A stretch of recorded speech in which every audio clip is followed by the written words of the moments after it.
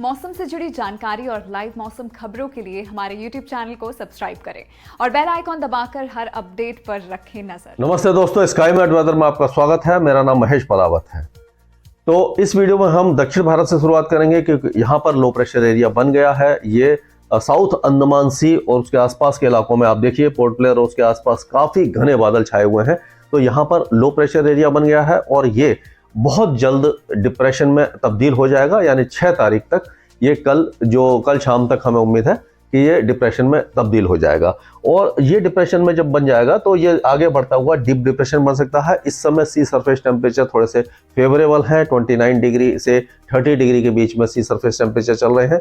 इस समय vertical wind shear भी कम है, जो साइक्लोजेनेसिस में मदद कर सकता है। तो ये वेदर सिस्टम इस तरह से आगे बढ़ेगा और अभी हम कह सकते हैं कि ये धीरे धीरे जब आगे बढ़ेगा तो पहले तो ये लो प्रेशर एरिया के रूप में यहाँ पर है और उसके बाद यहाँ आते आते ये डिप्रेशन में तब्दील हो जाएगा। और ये तट के पास पहुंचने से पहले, क्योंकि ऐसा लग रहा है कि ये इंटेंसिफिकेशन होता रहेगा, हालांकि फास्ट मूविंग वेदर सिस्टम है तो ये बहुत ज़्यादा सशक्त तो नहीं होगा, लेकिन हो सकता है कि कुछ देर के लिए ये समुद्री तूफान भी बन जाए। लेकिन इसके ऊपर हम नज़र रखे रहेंगे और हो सकता है कि ये डीप डिप्रेशन तक ही बन पाए। और अगर ये साइक्लोन बनने की संभावना नज़र भी आती है तो हम आपको लगातार इसके बारे में अपडेट करते रहेंगे। अभी फिलहाल ऐसा लग रहा है कि ये डीप डिप्रेशन तक तो पहुंचेगा और उसके बाद इसमें चेंजेस आना शुरू हो जाएंगे और ये जो वेदर सिस्टम है पहले वेलमार्क बनेगा, फिर डिप्रेशन बनेगा, डीप डिप्रेशन बनेगा और हो सकता है जैसे मैंने बताया कि समुद्री तूफान कुछ देर के लिए बन जाए। लेकिन एज ए साइक्लोन ये तट के ऊपर पहुंचने की उम्मीद इसकी कम दिखाई दे रही है। लेकिन हमें 7 तारीख की रात से लेकर के 8 तारीख तक जो हवाओं की रफ्तार है काफ़ी ज़्यादा नज़र आ रही है इस इलाके में, यानी कि 50 से 60 किलोमीटर, हो सकता है गश्त में 65 किलोमीटर तक भी विंड स्पीड हो जाए। ये जो south coast of Andhra Pradesh है और तमिलनाडु पर इस इलाके में। और जो बारिश की गतिविधियां हैं वो भारी से अति भारी हो सकती हैं। ये 7 तारीख की रात से हमें उम्मीद है और ये कुडलोर और उसके आसपास के इलाके जो है, यानी कि कराईकल हो गया, कोडलोर हो गया, तंजावुर, नागापट्टिनम, ये सारे इलाकों में पुडुचेरी वगैरह और चेन्नई वगैरह में मॉडरेट शावर्स और 1-2 हैवी स्पेल हो सकते हैं। और उसी तरह से तिरुपति, नेल्लोर और कावली में भी काफ़ी तेज बारिश होने की संभावना है, जो south coast of Andhra Pradesh है। और ये 8 तारीख तक इस तरह की वेदर एक्टिविटी रहेगी। उसके बाद ये जो वेदर सिस्टम है ये इसको क्रॉस करके, यानी कि जो जैसे मैंने पहले ही बताया था आपको कि ये पूरे साउथ पेनिनसुला को क्रॉस करते हुआ इस तरह से यहाँ पर लो प्रेशर एरिया बन जाएगा और ये आगे की तरफ बढ़ सकता है, यानी उत्तर पश्चिम दिशा में ये आगे बढ़ता रहेगा। और उस समय हमें उम्मीद है कि ये जो 9-10 तारीख के आसपास महाराष्ट्र के भी और आंतरिक कर्नाटका में भी कई इलाकों में बारिश दे सकता है।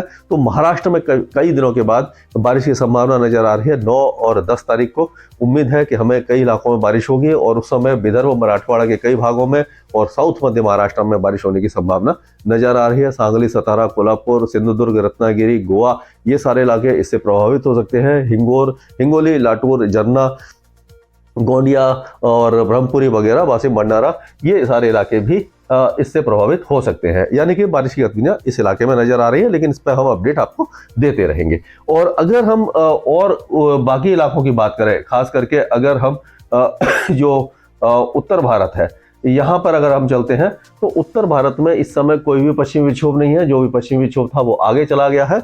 लेकिन अब 7 तारीख की रात से एक नया पश्चिमी विक्षोभ दिखाई दे रहा है। तो ये 8 और 9 तारीख को मतलब कह सकते हैं कि 8, 9, 10 और 11 तारीख को पहाड़ों पर स्नोफॉल दे सकता है। वैसे 8, 9 और 10 को स्नोफॉल काफ़ी अच्छा होने की संभावना है। काफ़ी दिनों के बाद थोड़ा सा एक्टिव वेस्टर्न डिस्टर्बेंस है, लेकिन इसका प्रभाव ऊंची पहाड़ियों पर ज़्यादा दिखाई देगा। गिलगिट बाल्टिस्तान, मुजफ्फराबाद, लद्दाख, जम्मू कश्मीर और हिमाचल प्रदेश, इस इलाकों में काफ़ी अच्छा स्नोफॉल नज़र आ रहा है। लेकिन जो निचले इलाके हैं यानी कि शिमला वगैरह, उसमें अभी भी स्नोफॉल की संभावना काफ़ी कम है। और मुक्तेश्वर वगैरह जो है और जो मसूरी है, ये सारे इलाकों में बारिश की संभावना कम नजर आ रही है। लेकिन जो उत्तराखंड के ऊंचे पहाड़ हैं जैसे कि केदारनाथ, बद्रीनाथ, हेमकुंड साहिब, ये सारे इलाकों में, गंगोत्री, यमुनोत्री, इन इलाकों में जो स्नोफॉल है होने की संभावना इस वेस्टर्न डिस्टर्बेंस के कारण दिखाई दे रही है। लेकिन इस पश्चिमी विक्षोभ का असर उत्तरी भागों में दिखाई नहीं दे रहा है, यानी कि पंजाब, हरियाणा, दिल्ली, उत्तरी राजस्थान और उत्तर प्रदेश, इस इलाके में अगले 2-3 दिनों के दौरान हल्का फुल्का तापमान गिरेगा। लेकिन उसके बाद जब नया पश्चिमी विक्षोभ आता है तो जो उत्तर दिशा से हवा चल रही होती है उसमें रुकावट आ जाती है और ये जो हम कह सकते हैं कि जो मिनिमम टेम्परेचर एक बार फिर बढ़ जाएंगे, यानी कि सर्दी अभी फिलहाल हमें जो 15 दिसंबर तक दिखाई नहीं दे रही है उत्तर भारत में। उत्तर भारत को इंतजार करना पड़ेगा। हालांकि पहाड़ों का जो बर्फबारी का इंतजार है वो काफ़ी हद तक यानी कि ख़त्म होने की संभावना नज़र आ रही है 9 तारीख से, लेकिन उसके बाद भी जो वेस्टर्न डिस्टर्बेंस है आते रहेंगे। इंटेंसिटी जो वेस्टर्न डिस्टर्बेंस की होगी वो हमें लग रहा है कि सेकेंड हाफ ऑफ दिसंबर में ज़्यादा होगी, और उस समय जो वेस्टर्न डिस्टर्बेंस इंड्यूस करेंगे साइक्लोनिक सर्कुलेशन पंजाब और हरियाणा पर, उस समय हो सकता है पंजाब, हरियाणा, दिल्ली, पश्चिमी उत्तर प्रदेश और उत्तरी राजस्थान में बारिश की गतिविधियां हो जाएं। जब वो बारिश होगी उसके बारे में हम अपडेट देते रहेंगे वैसे, लेकिन जब तक बारिश नहीं होती तब तक कड़ाके की सर्दी दिखाई नहीं देगी। और उसी तरह से अगर पूर्वी भारत की बात करें तो बिहार, झारखंड और पश्चिम बंगाल ये सारे इलाके पूरी तरह शुष्क बने रहेंगे। उड़ीसा में भी कोई वेदर एक्टिविटी दिखाई नहीं दे रही है। पूर्वी उत्तर प्रदेश में भी यानी कि प्रयागराज, वाराणसी, गोरखपुर ये सारे इलाके पूरी तरह शुष्क बने रहेंगे। उत्तर पूर्वी राज्यों में भी कई दिनों से कोई खास वेदर एक्टिविटी नहीं हुई। पिछले कुछ दिनों में हमने देखा था मणिपुर, मिजोरम, त्रिपुरा में छुटपुट बारिश की गतिविधियां हुई थी, लेकिन अभी यहाँ पे देखिए आप ये सारे सूखी हवाएं आ रही हैं, तो यहाँ पर कोई नमी नहीं है, इसलिए इस इलाके में भी कोई मौसमी गतिविधि हमें दिखाई नहीं दे रही है। मध्य भारत में केवल महाराष्ट्र में बारिश होगी, बाकी छत्तीसगढ़, मध्य प्रदेश और राजस्थान वगैरह शुष्क बने रहेंगे। इस इलाकों में बारिश की संभावना हमें नजर नहीं आ रही है। इसके आगे जो भी अपडेट होगा लगातार मैं अपडेट देता रहूंगा। स्काईमेट वेदर में अभी के लिए इतना ही।